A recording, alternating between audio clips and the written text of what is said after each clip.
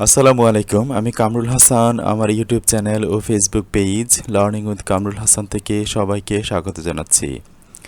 আজকে আমরা স্টিফেন ক্রাশেন এবং তার 5টি হাইপোথিসিসের কয়েকটি সম্পর্কে কথা বলবো। তাহলে চলে যাওয়া যাক আজকে আমাদের ভিডিওতে কি থাকছে দেখে নেওয়া যাক। আজকে আমাদের ভিডিওতে থাকছে নাম্বার 1-এ স্টিফেন ক্রাশেন সম্পর্কে আমরা প্রাথমিক কিছু কথা বলবো। এরপর দেখব আমরা স্টিফেন ক্রাশেনের কয়টি হাইপোথিসিস রয়েছে সেগুলি আমরা আলোচনা করব। এরপর ওনার নাম্বার 1 হাইপোথিসিস অর্থাৎ অ্যাকুইজিশন লার্নিং হাইপোথিসিস সম্পর্কে আমরা আলোচনা করব। তাহলে আমাদের চলে যাওয়া যাক আজকের video Stephen Krashen and his hypotheses. Stephen Krashen, আমরা তাহলে স্টিফেন ক্রাশেন সম্পর্কে প্রাথমিক কিছু আলোচনা করি। দেখা যাক। Linguist Stephen Krashen was born in Chicago, Illinois in 1941. অর্থাৎ স্টিফেন ক্রাশেন শিকাগোর ইলিনয়েসে 1941 সালে জন্মগ্রহণ করেছিলেন। Krashen is well known for his second language acquisition theories. তিনি সেকেন্ড ল্যাঙ্গুয়েজ আত্মীকরণ এই থিওরির জন্য খুব বেশি তিনি পরিচিত ছিলেন।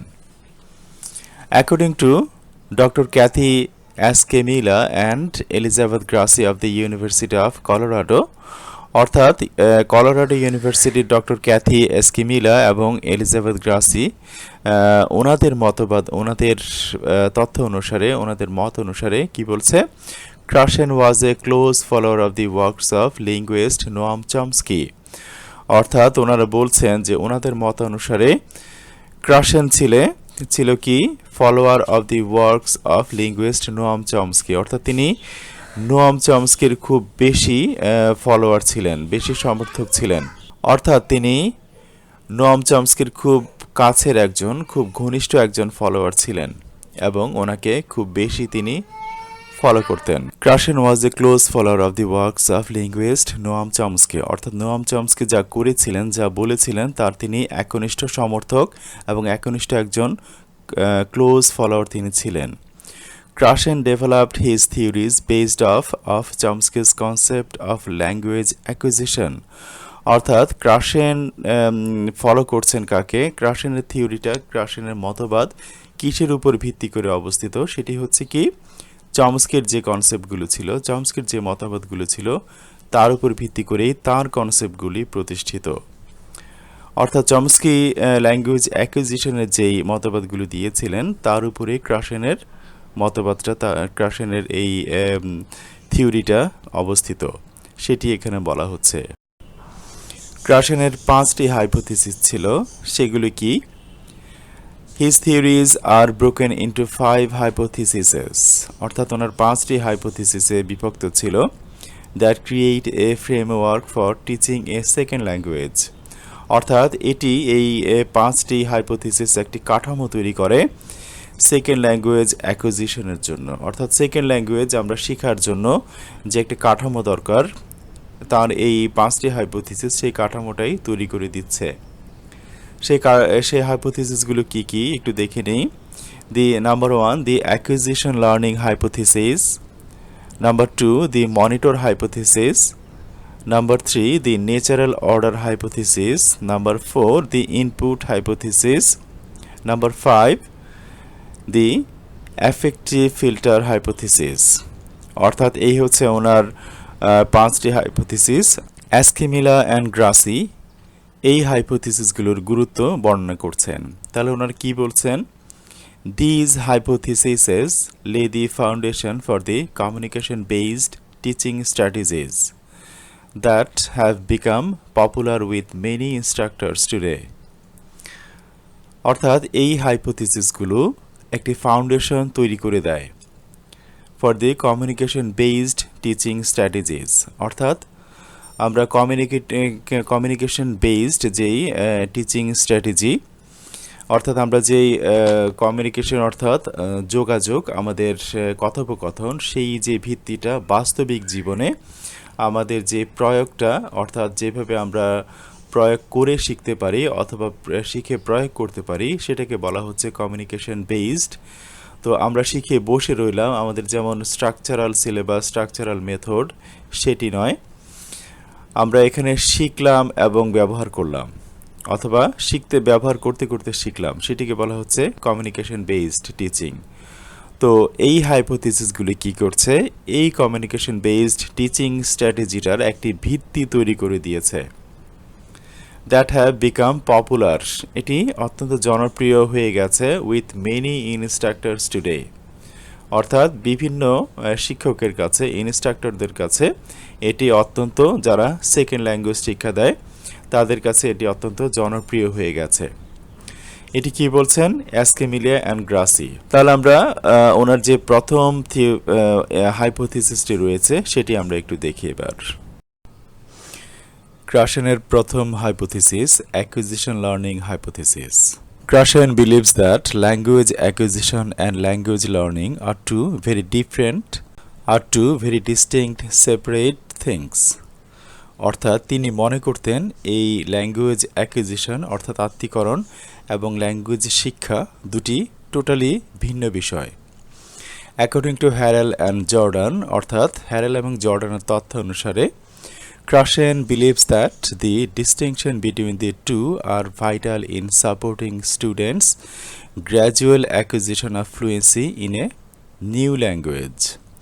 অর্থাৎ হ্যারেল এবং জর্ডানের বর্ণনা অনুসারে বলা হচ্ছে যে ক্রাশেন কি মনে করতেন, Krashen believes that the distinction between the two are vital, অর্থাৎ এই দুটোর ভিতরে যে পার্থক্যটা, যে ব্যতিক্রমটা, সেটি হচ্ছে কি, তারা এই স্টুডেন্টসদের গ্র্যাজুয়াল যে অ্যাকুইজিশন অথবা তাদের যে ফ্লুয়েন্সি তৈরি করা, এর মধ্যে এই দুটি অত্যন্ত গুরুত্বপূর্ণ। কখন তাদের এই ফ্লুয়েন্সি তৈরি করার ক্ষেত্রে তাদের বিদেশি ল্যাঙ্গুয়েজ অথবা সেকেন্ড ল্যাঙ্গুয়েজ অথবা নতুন একটি ভাষা আত্মীকরণের ক্ষেত্রে। Language acquisition is an unconscious process, অর্থাৎ ল্যাঙ্গুয়েজ অ্যাকুইজিশনটা কিন্তু আমার অজান্তেই হয়ে যাচ্ছে। আমি একটি এরিয়াতে অথবা একটি ভৌগোলিক অবস্থাতে যদি আমি জন্মগ্রহণ করি অথবা সেখানে যদি অনেক দিন থাকি, তাহলে তাদের সেই ল্যাঙ্গুয়েজটা কিন্তু অটোমেটিক, আমি না জানতেই কিন্তু সেটি আমার মনের ভিতরে গেঁথে যাচ্ছে। তাহলে সেটি আমরা জেনেছিলাম, সেটি কিন্তু ল্যাঙ্গুয়েজ অ্যাকুইজিশন ডিভাইস একটি বিষয় আছে, সেটির মাধ্যমে কিন্তু হচ্ছে। তো সেটি আমরা জানি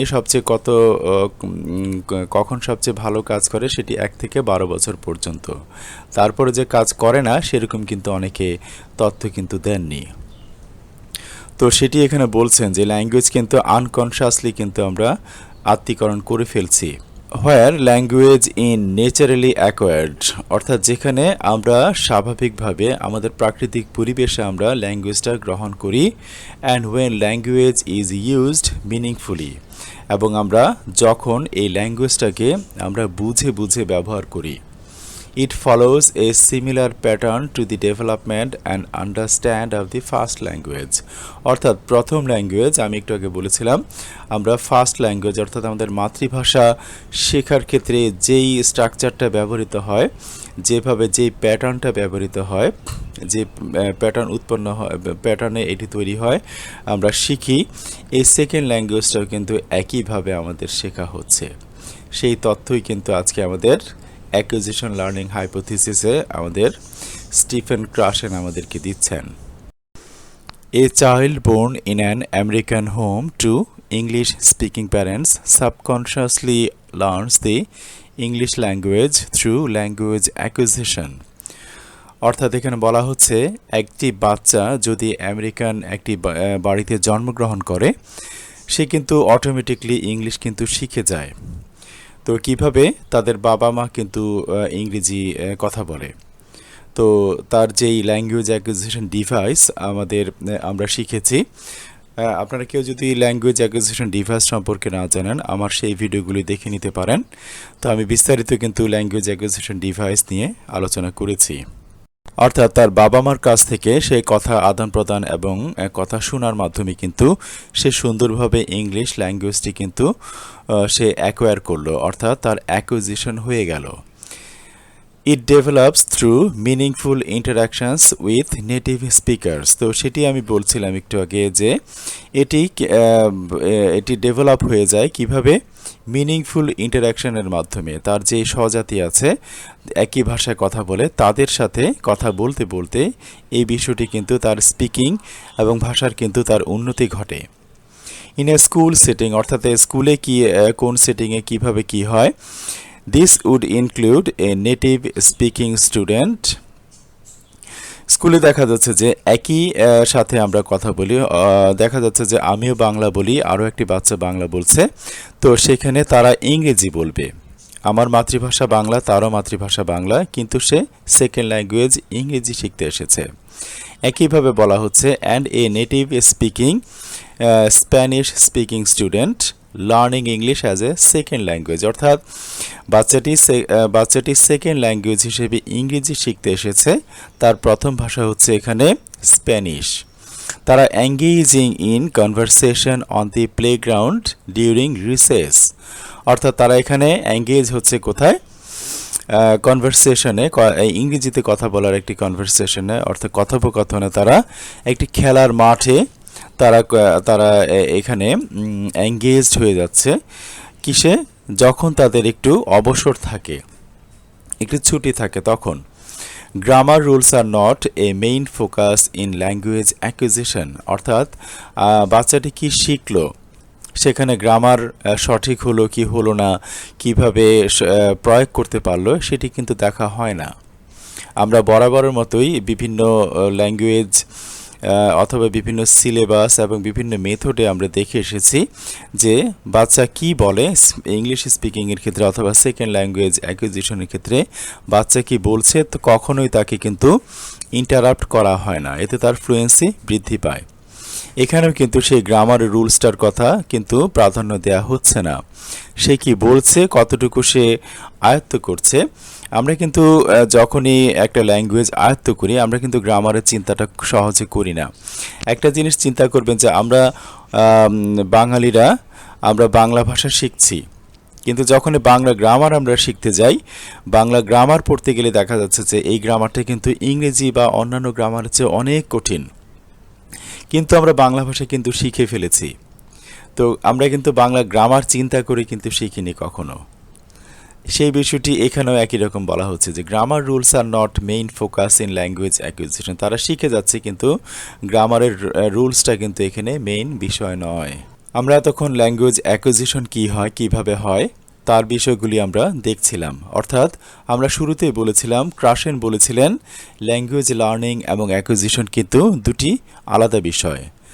তো সেই ক্ষেত্রে আমরা অ্যাকুইজিশন এতক্ষণ দেখলাম, এখন আমরা একটু দেখি ওনার কথা অনুযায়ী, ওনার মত অনুসারে যে ল্যাঙ্গুয়েজ লার্নিংটা কী। তাহলে কিন্তু আমাদের ডিস্টিংশন অথবা পার্থক্য কিন্তু চোখে ক্লিয়ার হয়ে যাবে। Language learning on the other hand, বিপরীত দিকে যদি আমরা ল্যাঙ্গুয়েজ লার্নিংটা দেখি, শিক্ষাটা দেখি, যেমন আমরা বাংলাদেশে ইংরেজি শিখছি ক্লাসে, তো সেই বিষয়টি আমরা দেখি। ইজ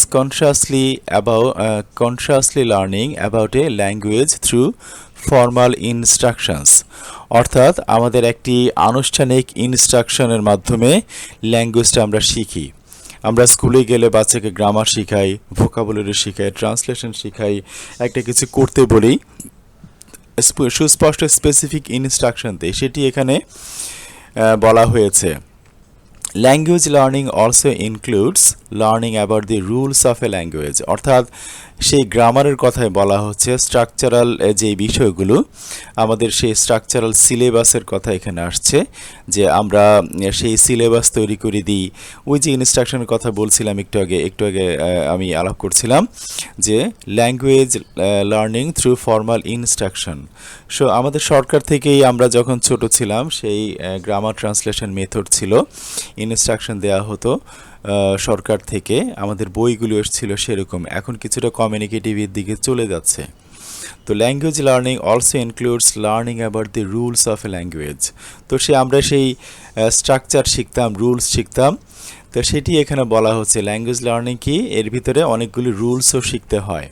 যেমন এখানে বলছে grammar rules vocabulary and language functions আর taught explicitly through formal language learning. অর্থাৎ আমাদের একটু আগে যা বলছিলাম, আমাদের সেই বইগুলিতে গ্রামার রুলস শেখানো হয়, ভোকাবুলারি, ল্যাঙ্গুয়েজ ফাংশনস, এবং এইগুলি শিখিয়ে আবার আমাদের কাছ থেকে আদায় করা হয়।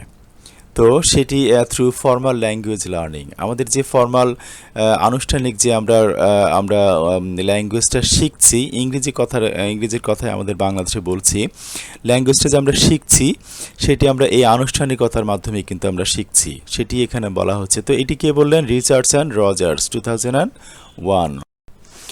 আজকের এই ভিডিওতে আমি যেভাবে বর্ণনা দিলাম, কিছু উদাহরণ দিয়েছি। আপনারা যদি সেই উদাহরণগুলো দিতে চান, আপনাদের ভাষায় সুন্দরভাবে গ্রামাটিক্যালি সাউন্ড হয়ে সেই উদাহরণগুলো দিতে পারেন। এতে কিন্তু আপনার যে গতানুগতিক ধারা সেটি কিন্তু চেঞ্জ হয়ে যাবে, এবং ক্রিয়েটিভিটি আপনার টিচার কিন্তু দেখবেন আপনার খাতায়। তো সেই ক্রিয়েটিভিটি যদি আপনি দেখাতে পারেন, আপনার কিন্তু নাম্বারটাও অনেক বেশি বেড়ে যাবে, যেটা আমরা দেখেছি আমাদের ভার্সিটি লাইফে। তো আশা করছি এভাবে আপনি লিখতে পারবেন, আর যদি লিখতে পারেন তাহলে আমার এই ভিডিওর সার্থকতা। আর আপনার পরবর্তী সেগমেন্টগুলি যদি দেখতে চান তাহলে আমার সাথেই থাকুন, আমার এই চ্যানেল সাবস্ক্রাইব করুন, শেয়ার করুন, কমেন্ট করুন, লাইক করুন। আজ এই পর্যন্তই। আসসালামু আলাইকুম।